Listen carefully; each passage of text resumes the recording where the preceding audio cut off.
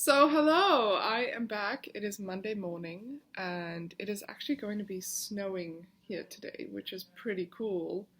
We have been waiting for snow. We've had such an easy winter, and it hasn't really snowed. I think maybe like once, but very lightly. And so, apparently, today is going to be like a lot of snow, which is kind of exciting. And at the same time, I think it's going to keep people indoors, away from each other, since we're not supposed to be around each other right now. So yes, I am dressed, and reason being is we have a really, really busy time coaching people right now and bringing new coaches into our business, especially during this time where people are looking to work from home. So I have a lot of Zooms in the morning, and that's the joy of technology, is that you can still meet face to face with people and you can still have that interaction. So yay for Zoom and yay for FaceTime and all these video apps. It's pretty amazing. So I decided to, you may have noticed if you're following me, that Saturdays and Sundays, yesterday and the day before, I did not post anything. And reason for that is because there was so much to digest on the days before that, the whole week, that I wanted some time to really sit with all of the questions that have been asked, and I didn't want to feel like I was rushing through anything. And I think that from feedback from people on Facebook, I got the same vibe, that people said this is a lot. Like, I need some time to figure out what these answers are. I need to figure out how I feel about them. So I gave you guys a weekend, and I gave myself a weekend to, just sort of like sit with that. But today I'm back, and today is really cool because I work as a health coach.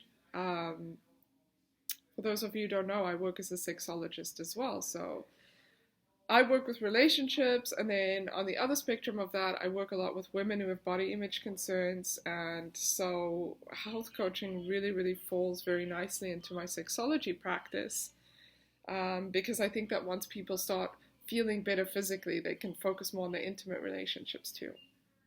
So yes, today's section is all about physical health. So there will be some questions about how do you feel about your physical health, and do you deal with a lot of chronic health issues? Do you have blood pressure? Do you have diabetes? And then the most important part of that is, do you worry about your physical health? So what is your relationship with your body like? And I think that those are very important questions. So, when we go to a doctor and they give us a form and we kind of have to like tick off everything that's wrong with us, yeah, that's kind of like annoying, and maybe you go, oof, like I have a lot of issues. But when we really start thinking about how those impact our emotional well-being, it's very, very linked. And so a lot of times when people struggle with depression, it'll manifest as physical pain or physical illness, because it's the mind's way of trying to work through it. So I'm not saying that if you have physical pain, you're depressed. It doesn't necessarily, but I'm saying those two really work hand in hand, physical illness and depression. So you can get physically ill because of your depression, and you can get depressed because you're physically ill. So it's amazing how the mind and the body work together. So how do you feel about your chronic illnesses? Is it something that stresses you out on a daily basis? Does it make you really anxious? Do you sometimes worry about death? Like, what if this happens? Or what if I get this kind of disease? Or I do, especially with the climate that we're in right now, there's a lot of anxiety and a lot of worry around the coronavirus. People are starting to get depressed because not only are we socially isolated from one another, but we're also afraid to get sick. So it's that like vicious cycle. So how do you feel about your physical health? What are some things that you can do to improve your physical health? And then physical activity, this is really important. And I am going absolutely crazy because our gym in the building is closed indefinitely. And if there's one word that I hate, it is indefinitely. Because you don't know how to plan your life. you're kind of in limbo. And so for me right now, all I'm thinking is, oh, like when is the gym going to open? Because I want to go on the elliptical. And yesterday I went running outside in the cold and I hated every second of it because I just don't like running. So what kind of physical activity are you getting, especially during this time? Is it something that you do every day? Are you consistent with it? What can you do at home? By the way, my mom-in-law has this amazing new video that she put out on YouTube called Sit Up and Dance. And it's for anybody really, so you don't have to even be able to walk. So that's really cool, is you can just sit down in your chair. She used to be a dance teacher and she does all these like really cool, it's awesome. I'll put the link so you can check it out. So yes, what kind of physical activity are you getting? Do you like it? Do you hate it? Do you feel like you have to do it? Or do you just not feel like exercising at all? And why is that? I certainly know that when people struggle with depression, the last thing they want to do is they want to exercise. So what are some ways that you can get yourself to exercise even if you're not in the mood? Maybe you can have a little incentive. Oh, if I do this 5 days in a row, then I can have this, like rewarding good behavior with something nice. Like rewarding is always a good thing. There's an awesome app out there, and I have to double check what the name is, but it literally lets you track all of your good habits. So if you do, you can set goals, and if you do 5 days in a row, you get this. So for me personally, I feel like if I do, a whole solid week of living healthy and exercising, drinking all my water and stuff, then I'll be like, okay, I'm going to go get a massage. I deserve a 1 hour full body massage.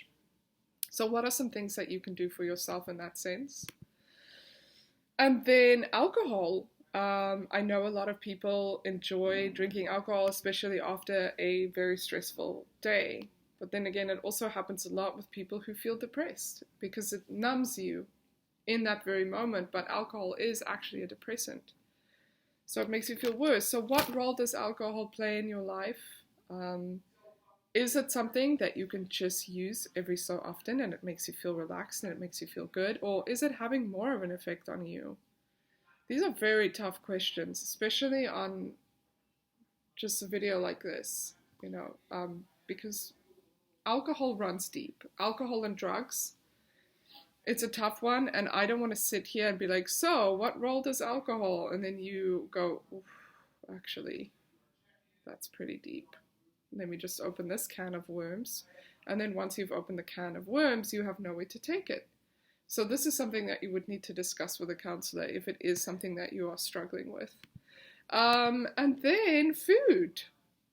What kind of issues do you have related to food? So do you eat, this is what we work with our clients a lot on. Do you eat because you're bored? Do you feel like food is going to fulfill an emotional need within you? I think food is a very, very emotional thing. So why are you eating? And when we coach our clients, that's something that we talk about often. We say, sure, I can give you the blueprint to how to lose weight, but are you going to keep it off? Probably not, because you haven't addressed why you're eating to begin with. And then, on the other spectrum of that is, do you eat enough? And this goes very deep as well. Maybe you just don't like eating. That happens. I've known a few people who said, oh, I eat because I have to. I'm just not a foodie. But then there are also the people who eat because they are afraid of getting fat. I know certainly that I've been there. All of high school, I was very concerned with what I looked like. But it also gives you a sense of control. So these are things that you have to consider. What is your relationship with food? Is it something that enhances your life or diminishes it? And then sleep.